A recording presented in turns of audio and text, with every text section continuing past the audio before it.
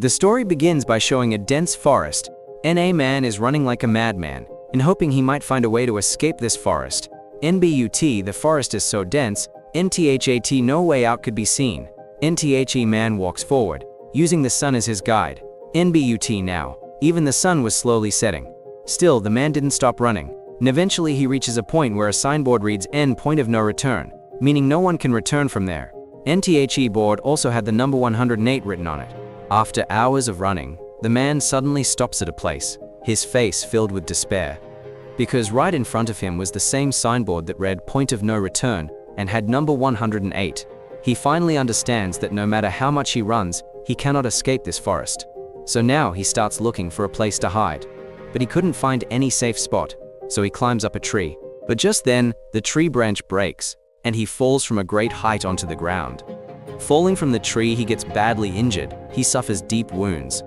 Just before he could lose consciousness, the ground suddenly starts shaking, and strange growling sounds begin. Hearing the sounds, the man is frozen in fear. Suddenly, something drags him away. Who pulled him? It is not shown, but we hear his screams of pain. 6 days after this incident, we are shown a girl named Mina in the city who works in a bird shop. Her boss arrives and instructs Mina to deliver a golden parrot to a place far from the city. Following her boss's order, Mina sets out to deliver the parrot. She gets into her car, sets the location on her mobile GPS, and begins her journey. After exiting the city, she notices a board full of missing persons, photos. This means many people have already gone missing there. But Mina ignores it and continues forward.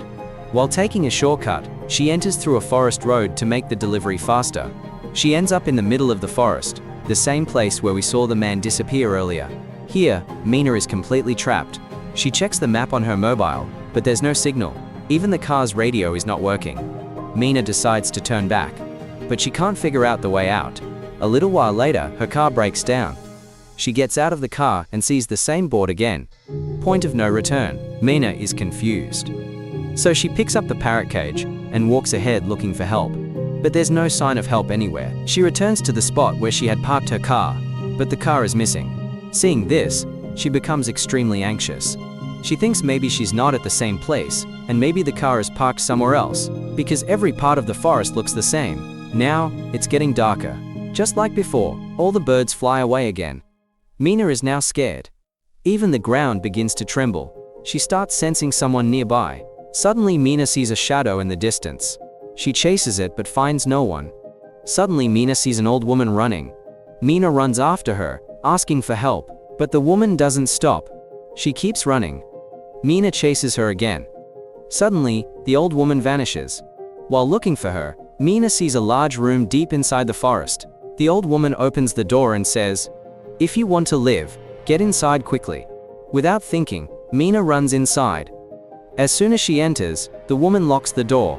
Mina notices the room is strange, with a large mirror installed inside. There are 2 more people with the old woman. Scared, Mina asks, "What is this place?" The old woman replies, "We call this place the Cove. My name is Madeline, this girl is Kiara, and this guy is Daniel." Madeline tells Mina, "There's no time to talk. Stand in front of the mirror. Someone is coming to watch us." Mina asks, "Who's coming?" But the old woman gives no reply. Suddenly, strange sounds start coming from outside. Terrified, Mina asks what the sounds are. Kiara explains, "We call them the Watchers. They're watching us from the other side of the mirror, but we can't see them. They come every night after sunset and watch us until morning." Suddenly, sounds of cheering come from the other side of the mirror. Mina asks what that is.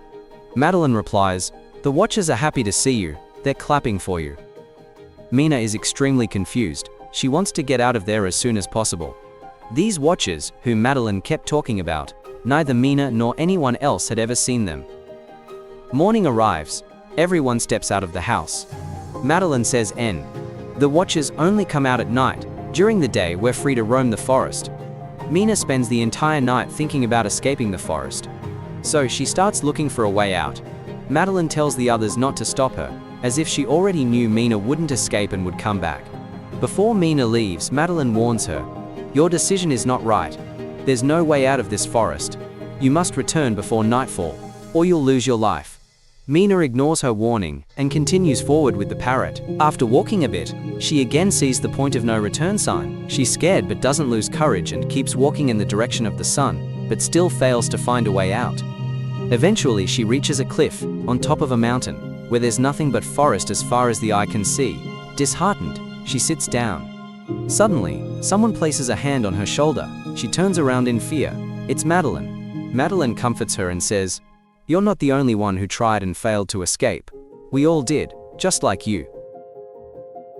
This forest is a hunter, and we are its prey. If you want to live, stay with us." Madeline takes her back and shows her many point of no return signs placed in a circle all around the forest, with their safe house in the center. She explains, "These are placed half a day's distance from our house. If you go past them, returning becomes difficult. So if you see these signs, never ignore them." Mina asks, "Who made all of this?" Madeline replies, "A professor made it, but no one's seen him till date. They started hitting the glass very hard, which caused a big crack in it. But here Madeline showed some wisdom and made everyone stand in a line facing the glass, which cooled down the anger of the watchers a little, and they went away." Now Mina told Madeline that they had stolen all that stuff from the pit. Hearing this, Madeline became very angry, saying that they had broken another rule. The next morning, Madeline took all the stolen things from the pit and threw them back into it, which calmed the watchers' anger a little. But now, very strange things began appearing in the forest, and it affected Daniel the most. Daniel suddenly started getting extremely angry at every little thing. On the other side, Kiara, who earlier had hoped that her husband was alive and would come here to save her, now came to know that her husband would never return. Because of this, she was completely broken inside. Mad, she decided to jump into one of the watchers' pits to end her life, since she had no reason left to live. She was about to do that when Mina came and saved her. Meanwhile, we see Daniel looking at Madeline in a strange way, and in anger, he tied Madeline to a tree. Daniel said that he would no longer follow the rules of this old woman. From now on, only his word would be obeyed. Now night was about to fall, so Daniel ran toward the room, and Kiara followed him. But Mina stayed with Madeline and began untying her ropes.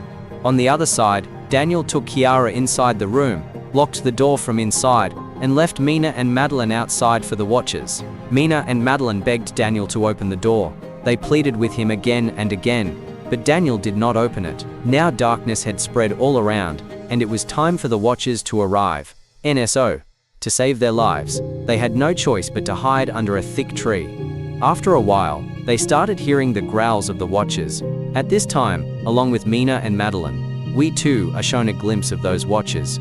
They were tall, thin, and terrifying. Each of them came out of their pits and reached the safe room to watch the humans. And when they saw that Mina and Madeline were not there, they began searching for them in the forest to eat them. When the watchers went far away, taking the chance, both of them returned to the safe room and cried in front of Daniel, begging him to open the door. This time, Daniel's heart softened, and he opened the door for them. After going inside first, Madeline scolded Daniel in anger. Then she made everyone stand in front of the glass and told them some truths about the watchers. Madeline said that they had already broken many rules. NSO. She did not believe that the watchers would forgive them this time. She said she wanted to reveal the truth about the watchers. NSHE told them that when she had first come here, she had seen something that shocked her. She had seen her own duplicate. Naturally, it was a watcher trying to take her form. But its eyes and hair were not perfect. Mina asked, "What exactly are these watchers?" Madeline replied that these creatures were fairies who once lived together with humans. Fairies were magical beings with wings. But as time passed, humans began to fear the fairies' powers. So humans decided to wipe out the fairies. Since humans were greater in number, the fairies couldn't fight back. Humans captured them inside a massive pit in the forest and cursed them to remain trapped there forever. For hundreds of years, the fairies remained imprisoned in that pit. But eventually, over time, they dug underground tunnels to find a way out. Now those same fairies appeared before them in the form of the Watchers. However, because they had lived underground for centuries, they lost their wings and magical powers, and they became weak in sunlight, but they still retained their power of shape-shifting. Daniel then asked Madeline, "What do these Watchers want from us, and why do they watch us every night?" Madeline explained that the Watchers wanted to live among humans again, but in their true form, they could not live with humans. That's why they kept humans here, so they could watch them, learn their ways, and take their forms in order to blend in with the human world. Madeline was still explaining all this, when suddenly, all the watchers returned. When they discovered that Mina and Madeline had gone back into the room, they became furious and started trying to break down the door. The four of them dragged a table and placed it against the door to prevent the watchers from breaking it. But the watchers were very powerful, and the four of them knew that soon the watchers would get inside. They could see death right before their eyes. At that moment they noticed that while dragging the table, the carpet had flipped over. When they moved the carpet, they found a large iron gate underneath. They quickly opened the gate and discovered a huge bunker below. They hurried inside and closed the iron gate above them. They were worried about how this bunker had been here all along, without them ever knowing. Inside the bunker, there were many facilities, food supplies for thousands of days, a computer, and many other essentials. Mina wanted to know who had built this place, so she turned on the computer. The computer had a lot of saved data, and when they opened it, they learned that it was all created by Professor Martin. The truth was that the professor knew about these creatures. He wanted to research the Watchers NSO. He built this bunker. By luring people with money, he brought other humans here to work.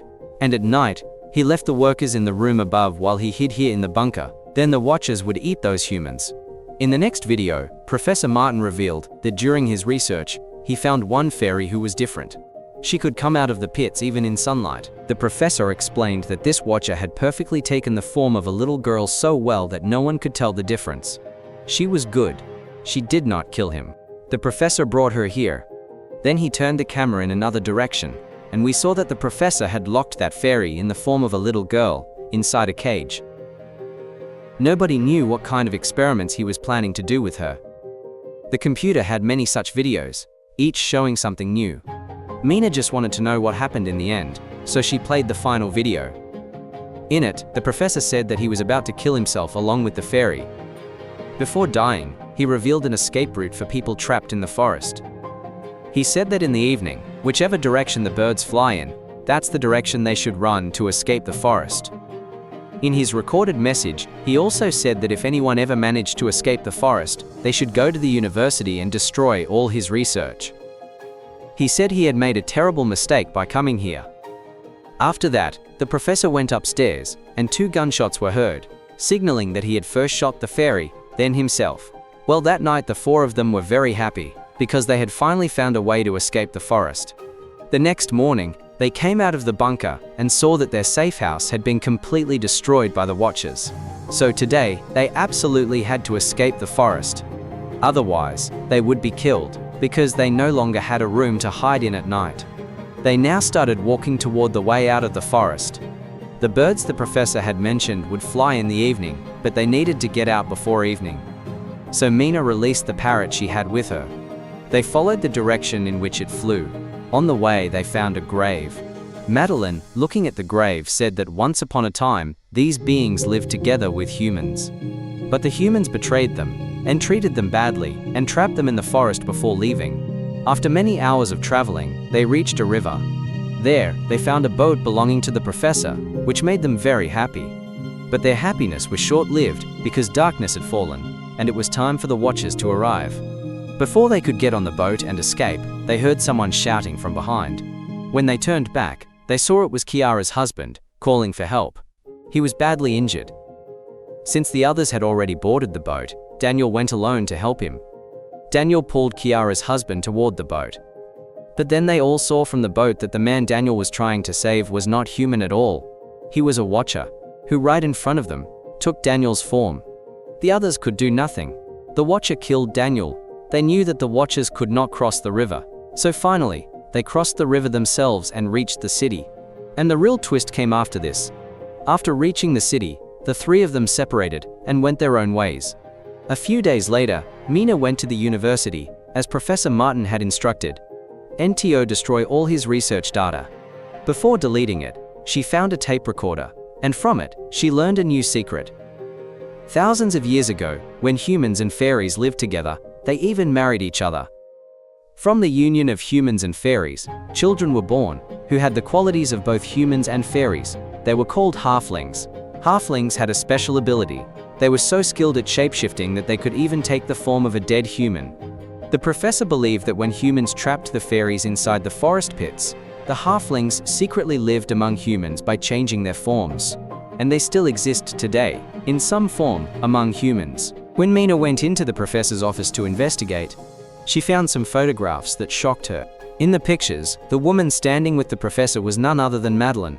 In fact, Madeline was the professor's wife. Mina became confused. Why had Madeline never told her this?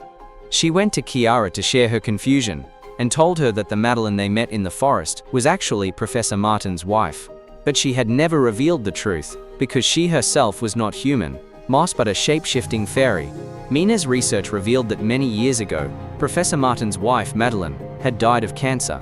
Hearing this, Kiara asked, "Then who was the Madeline who had been with us all this time?" Mina replied, "I understand everything now. The professor was devastated by his wife's death, and wanted her back at any cost. When he discovered the shape-shifting fairies, he captured one in a cage. The same fairy who had taken the perfect form of a little girl. He showed her a photo of his wife and made her take Madeline's form, because this fairy was different from the others. She could come out in daylight." Mina said, "And I have called Madeline here. We must somehow send her back to the forest." At that moment, a car arrived. When the person stepped out, Mina's breath caught in her throat. It was Kiara. That meant the one who had been with Mina all this time was actually Madeline, who had taken Kiara's form. As soon as the real Kiara entered the house, Madeline changed into Kiara's husband and knocked her unconscious. Mina asked Madeline, "What do you really want?" Madeline angrily replied, "I am the most different creature among the fairies. Since childhood, my companions mocked me. They never let me live among them, because I was different. I was left alone in that forest, but I wanted to leave it and live among humans. Then one day, the professor came into the forest. He trapped me in a cage. He told me that if I took his wife's form, he would take me out of the forest. I agreed. The professor taught me everything about Madeline. But later, that deceitful professor tried to kill me. Before he could, I killed him instead. You humans were never trustworthy, and never will be. Now that you know my truth, you too must die. After killing you, I will live among humans in your form." Saying this, Madeline took Mina's form and began strangling her. Then Mina said, "Didn't the professor ever tell you why you can come out during the day? The truth is, you are a hybrid, half human and half fairy. That's why you can live among both humans and fairies. I know what it feels like to be alone in the world, but you are not the only halfling. There are others like you, living secretly among humans in different forms." Hearing this truth, Madeline's body began to transform into her true form. Her wings sprouted out, and then she flew away, leaving Mina behind. A few weeks later, we see Mina living with her sister. She told her sister that perhaps the fairy was still following her. Her sister comforted her, saying, "Don't be afraid, nothing like that will happen." Then in the final scene, we see a little girl standing below Mina's house. That little girl was none other than Madeline, who was now living among humans in that form. And with that, the story ends. If you liked this video, don't forget to subscribe to our channel and like the video.